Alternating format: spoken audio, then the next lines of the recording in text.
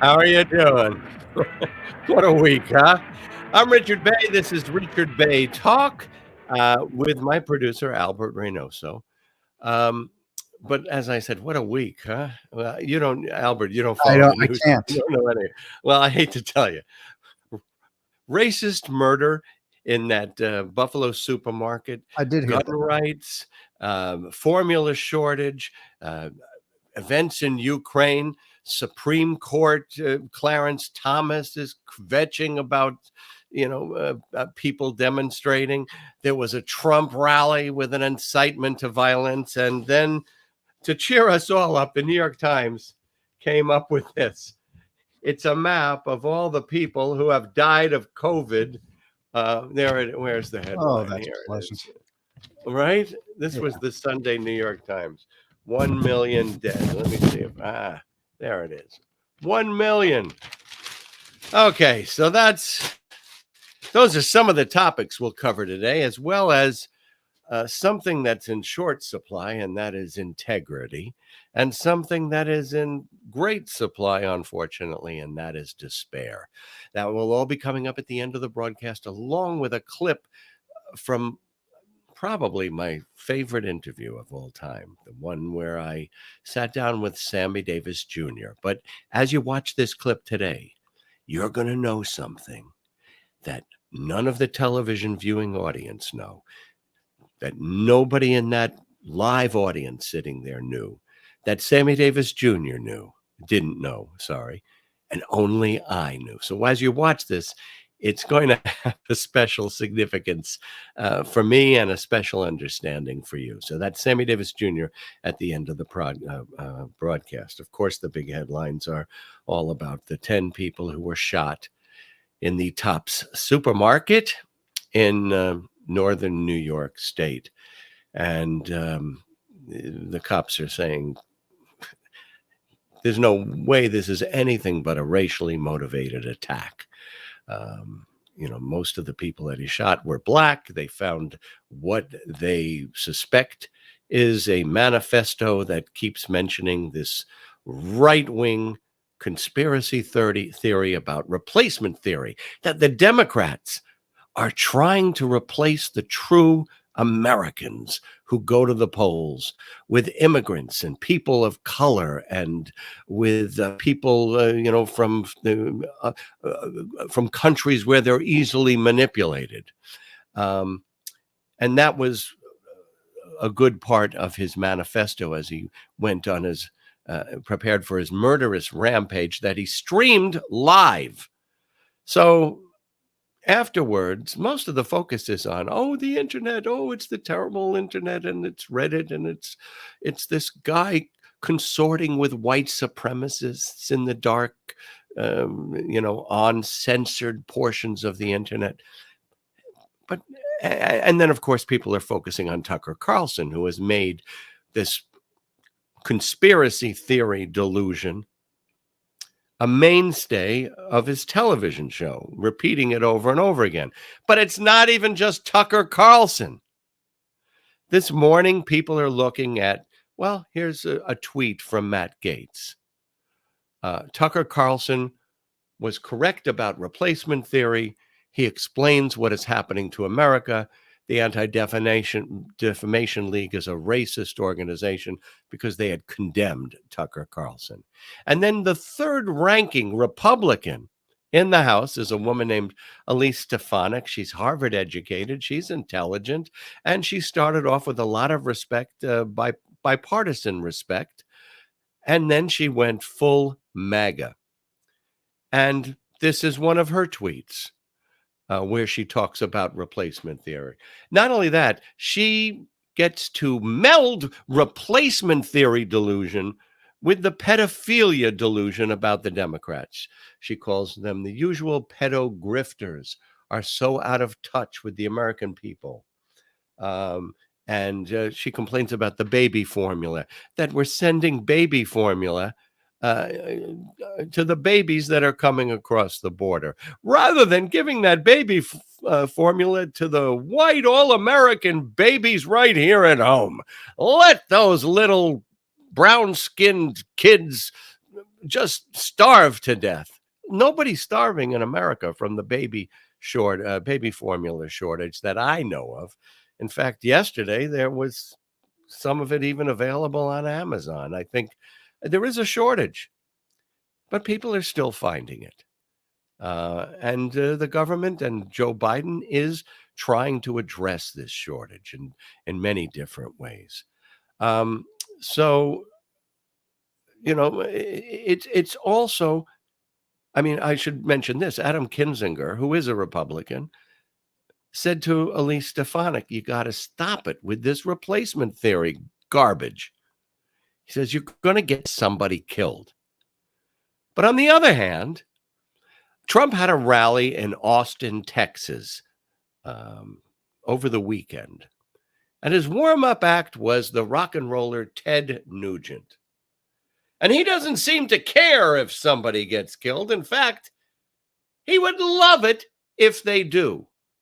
He was warming up the MAGA audience for Donald Trump's appearance right after his, or soon after his. Not that the MAGA audience needs warming up. They're already boiling over the top. But here was Ted Nugent telling them what they should do to make him happy. Sent me to do this. So thank you for being here, but remember, you being here won't matter unless each and every one of you go forth and motivate, inspire, force, if I do say so myself, everybody in your life to think of what the enemies of America have done in the last 14 months. And that they didn't sneak into the White House, they lied, they cheated, they scammed, and every day the Democrats violate their sacred oath to the Constitution. And if you can't impress your friends on that, they shouldn't be your friends. So I love you people madly, but I'd love you more if you went forward and just went berserk on the skulls of the Democrats and the Marxists and the communists. Just go berserk on the skulls of the Democrats and Marxists and communists, whatever. And this is on a stage where the former president of the United States is going to address the audience. Now, he had just been told about the massacre, the racist massacre up in Buffalo. So he did mention it. Did he ask for a prayer? Did he ask for sympathy? Did he say, we have to do something about this? No, he mentioned it, and then he falsely stated that while he was president, Americans, there were no American soldiers killed in Afghanistan for 18 months, which wasn't true. But of course, he took even that bloody massacre, that vile mass murder, and said, hey, look at me, look what I did. Soldiers didn't die in Afghanistan when I was there. I mean, it's sick. All right, so while we're all focused on abortion and the leak of the Alito decision, there is something else going on here, and it does relate to Buffalo as well, and that has to do with gun rights. In California, they had a law that if you were under 21 years of age, you were prohibited from buying an automatic weapon, like buying an AR-15, semi-automatic, I should say, before somebody jumps on me, like an AR-15. Well, Judge Ryan Nelson overturned that prohibition. He wants 18 years. The kid up in Buffalo is 18, But he said, listen to what he wrote in his decision overturning the law. America would not exist without the heroism of the young adults who fought and died in the Revolutionary Army. Today, we reaffirm that our Constitution still protects the right that enabled their sacrifice, the right of young adults to keep and bear arms. Well, yeah, in a well-regulated militia or in an army, not a personal right. Nobody is saying that 18-year-olds who enlist in the armed forces should have to carry wooden rifles. This isn't about military use of these military weapons. It's about civilian use. But by the way, Judge Ryan Nelson, surprise, surprise, a Trump appointee. So now in California, they overturned the law. 18-year-olds will be able to walk in and get their AR-15 and then go back and massacre people in their schools. That's not the only case, though. While we're all focused on overturning Roe versus Wade, the Supreme Court just recently heard a case. They're going to have a decision. It's going to probably be released, saying that the final decision about Roe is released. And this is a decision called New York State Rifle and Pistol Association versus Bruin. And it has to do with the right to carry concealed weapons. And that in New York State, you have to show a reason. You have to have a purpose to be able to walk around on the streets with a concealed weapon. And the argument in this case, which most of the conservative justices and the Trump appointees seem to favor, is, hey, why shouldn't, when it's crime like this, why shouldn't everybody be able to walk around with a loaded weapon on their person, even if it's concealed? Can you imagine, getting on the subway in New York? People have guns and something happens, and the shootout. You think people are going to be safer in New York City if everybody's walking over? Not everybody, because everybody won't get it. But if you don't have a gun, boy, you're going to be, left out when the shooting starts. So one of the things that they rest this upon was the decision written by Justice Scalia called Heller, which affirmed the right to keep a gun in your home for your self-protection.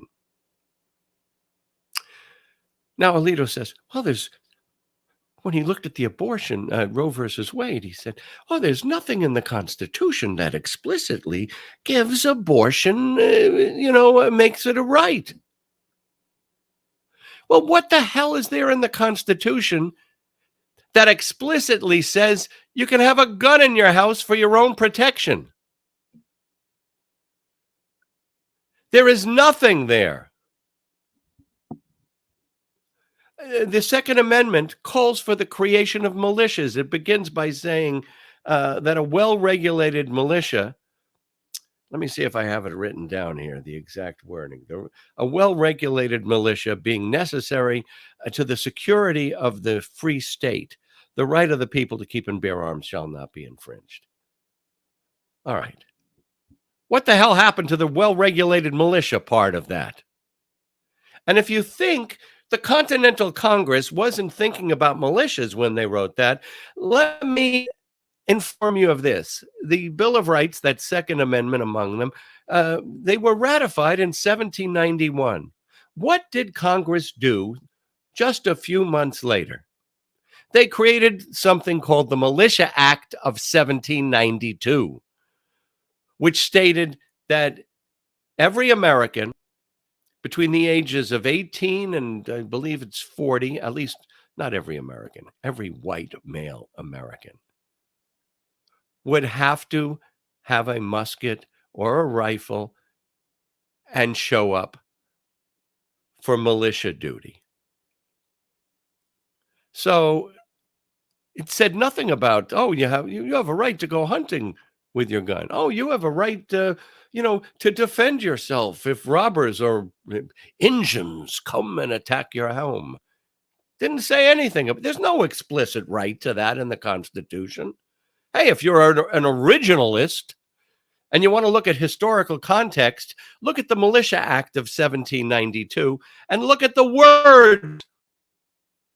Now, Chief Justice Berger, who was a a chief justice on the Supreme Court in the 70s. He said the personal right to own a weapon in the Constitution is a fraud. Individual gun rights are a fraud.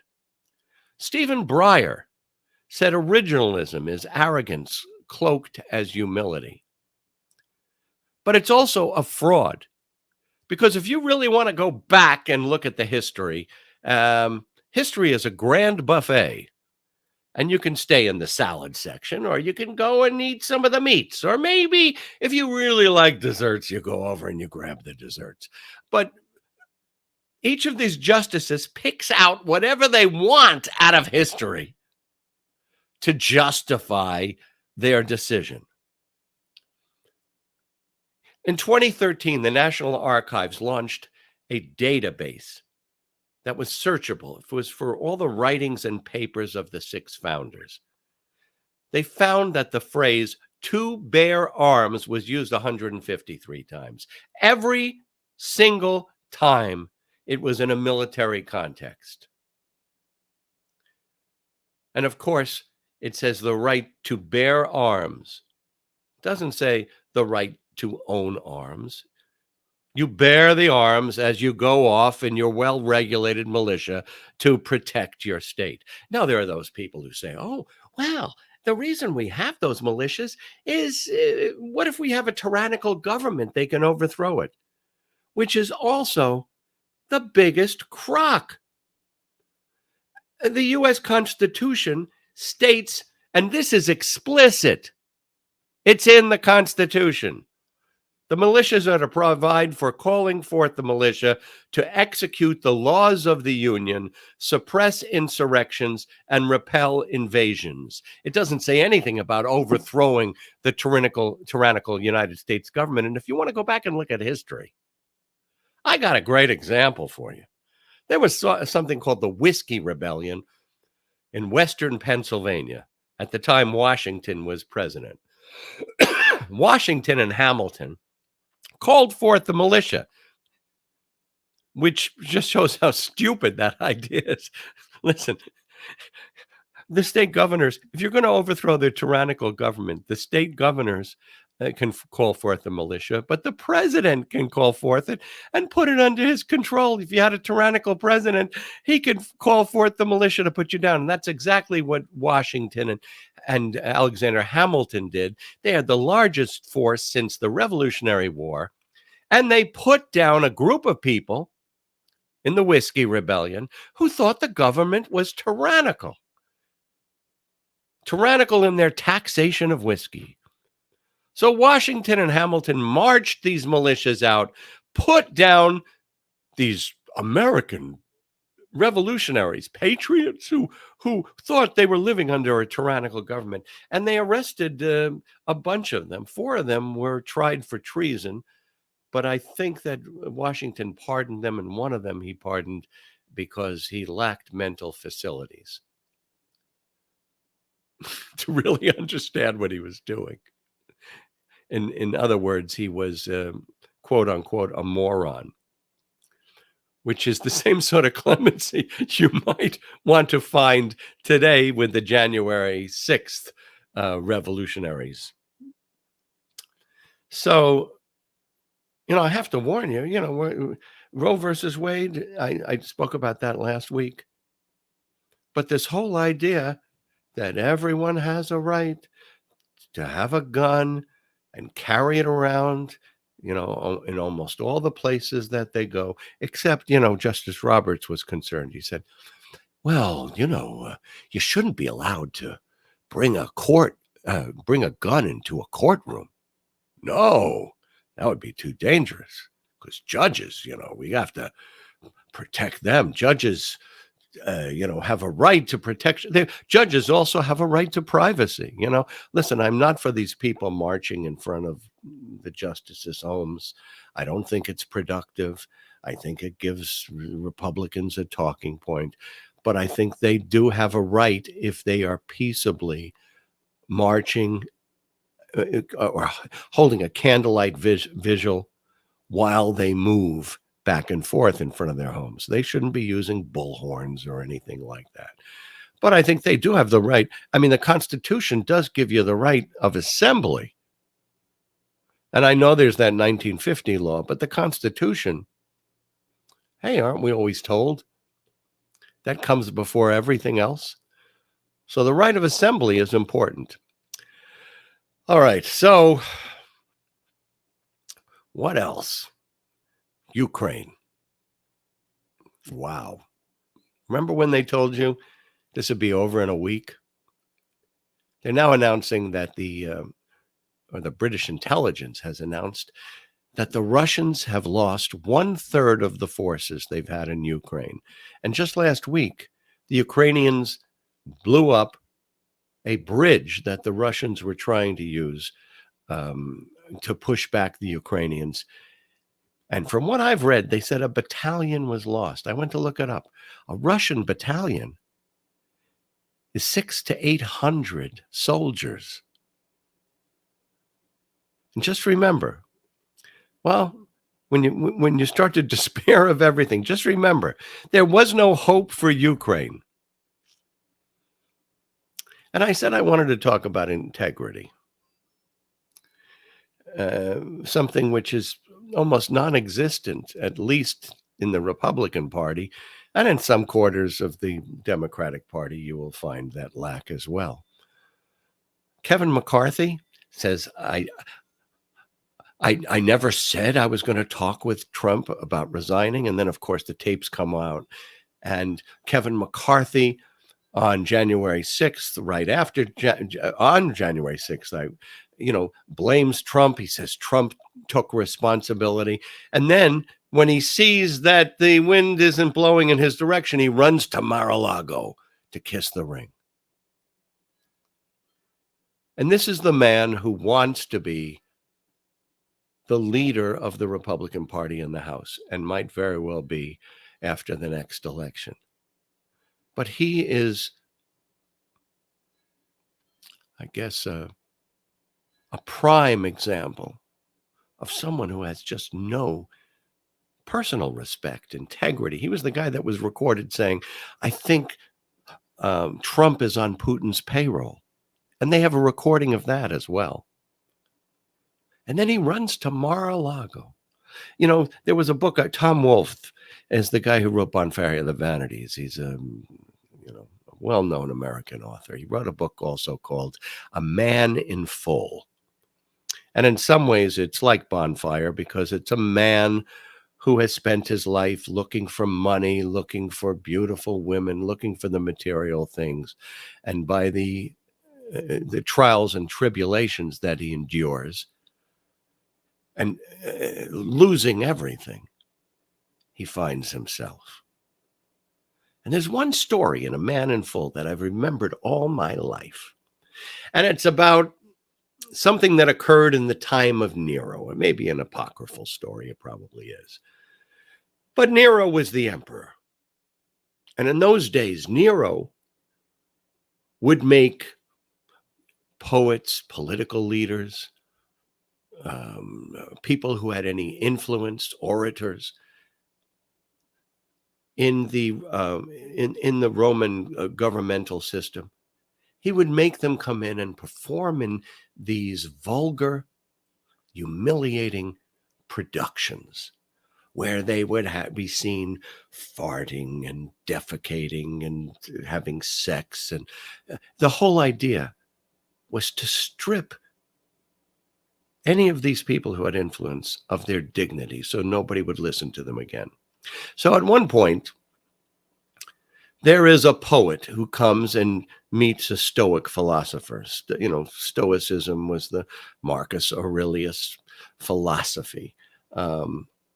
And it also has to do with finding yourself and understanding who you are. So this poet comes to the Stoic philosopher and he goes, oh my God, I just got an invitation from Nero to be in one of his productions. You know how humiliating they are, how terrible they are. Nobody will ever have any respect for us. He goes, what are we going to do? What are we going to do? And the Stoic philosopher says, well, You will do the production, and I won't. And the poet gets angry, he's pissed off, and says, how do you know that? How do you know I'll do it and you won't? And the Stoic philosopher says, because you considered it. And that's always been an important story to me. When you're confronted with something that you know is morally wrong, and you go along with it or you support it because the penalty you'll suffer will just be too high. Well, going along with it, the penalty you suffer is that you lose who you are and you lose your dignity. Now, there's a scene, if you watch Succession,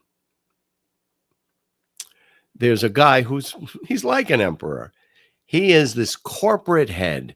And at one point, he suspects that some of the executives in his company might be working against his interests. So he has them all come to a resort, and he has them play a game called Boar on the Floor.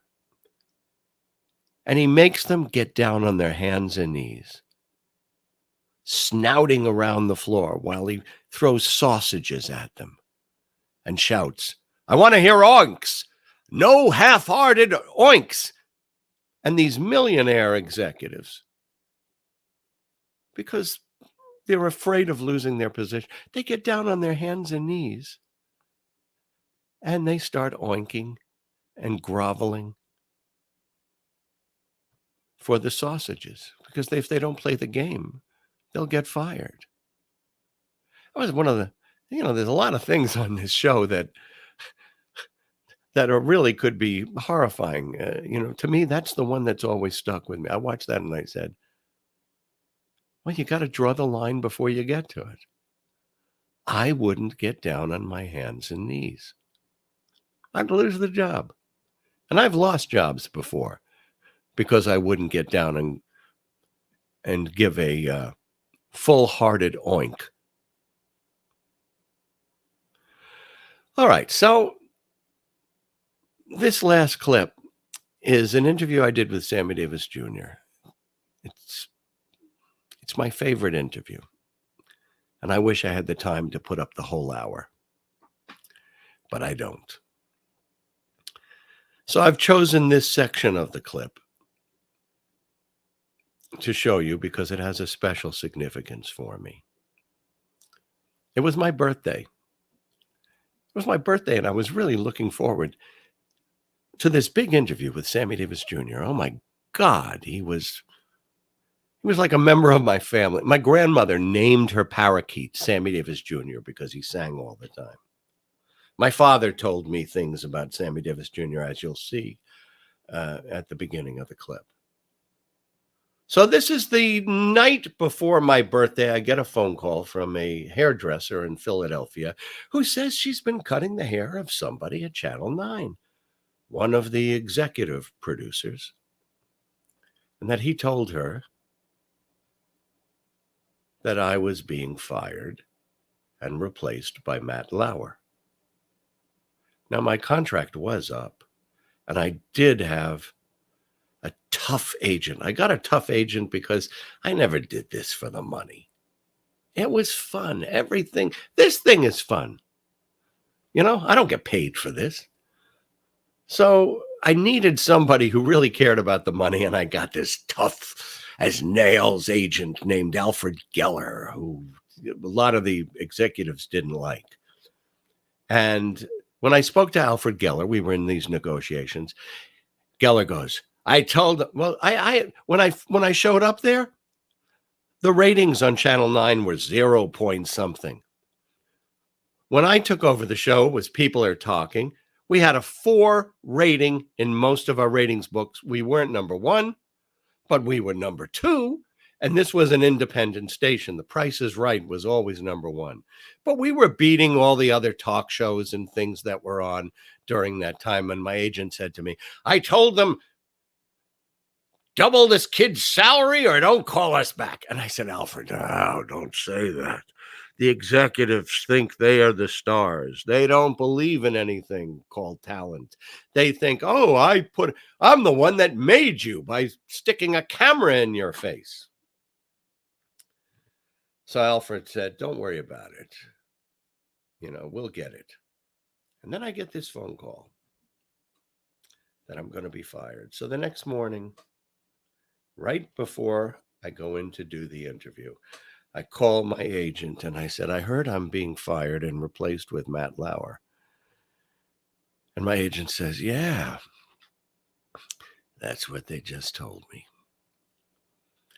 And I had to go out there and do a live interview with Sammy Davis Jr.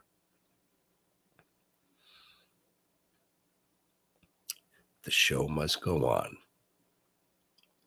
But in the course of the interview, he spoke about an opportunity that he had missed that might have changed his whole career. And he gave me some advice. And at the end, I said, you don't know how important it is for me to hear that right now. Now, no one in the studio audience knew what I was talking about. None of the crew really had known yet what I was talking about. None of the people watching it knew what I was talking about. Even Sammy Davis Jr.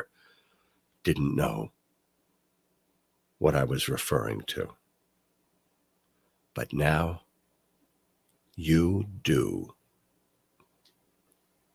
Oh, I feel like you're almost part of the family. When I was growing up, and I was just telling you this before in the green room, when I was growing up, every time if I tried to do something and I couldn't do it well, or I failed at it, or I didn't have an aptitude or a talent for it, my father, to soften the blow of the realization that I had limitations, would say to me, Richard, nobody can do everything except Sammy Davis Jr.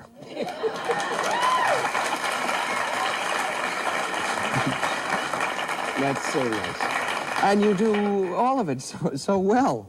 Get out of here. Yeah, come on. You don't believe it yourself? You don't have that faith in your talent? When I was raised in show business, it was part and parcel of our business, not to, speaking medically, not to be a specialist, but a general practitioner. A little bit of everything. You had to know how to say a line, sing a song, tap dance, do a joke, whatever. You had to do that. That was part and part. One of the things as I read your book, and you make everything look so easy, and it looked, I mean, and you were a big star even when I was born, practically, so it seems like, I'm sorry, but I was... Oh, that's all right. Sometimes I look at myself and I go like this, aren't you ever going to quit? But there's something, I've got to take a break right now. But remember the movie The Defiant Ones with Sidney Poitier and Tony Curtis, a wonderful movie and a groundbreaking movie. Absolutely. It could have been a movie with Sammy Davis Jr. and Elvis Presley handcuffed together as two convicts on the lam. It could have been. We'll talk about that. We'll talk about why it wasn't when we come back. Stay with us.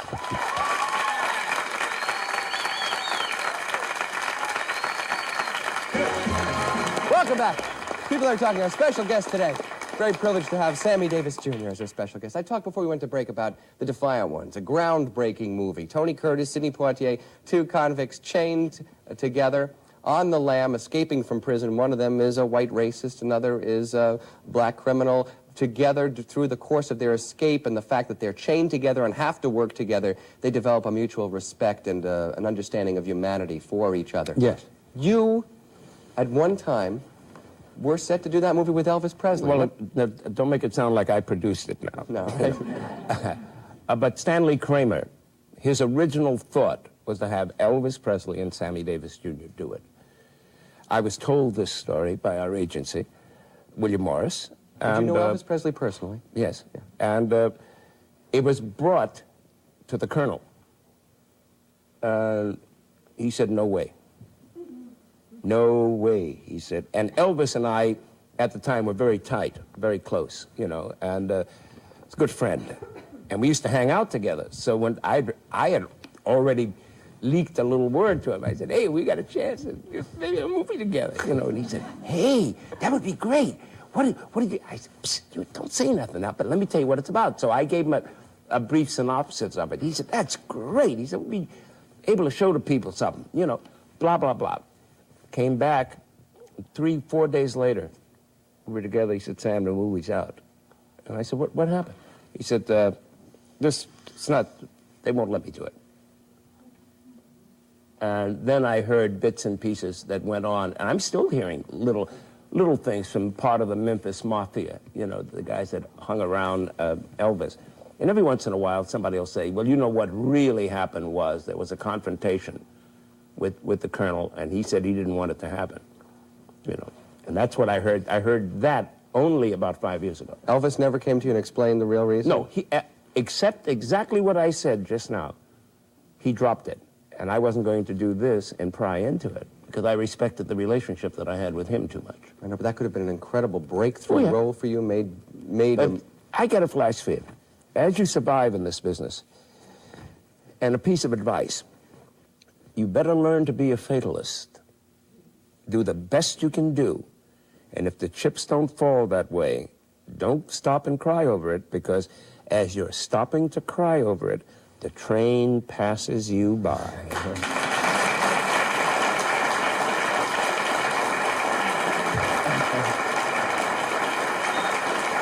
Keep up with that train.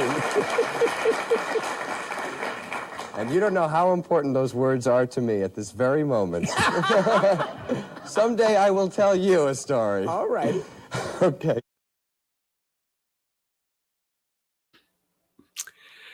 And that's why the story was so important to me. By the way, the reason Colonel Parker, Elvis's manager, didn't want him to do the movie with Sammy Davis Jr. is that he said with outrage, they would not pay his records if they saw him in a movie that favorably depicted relationships between a white and a black.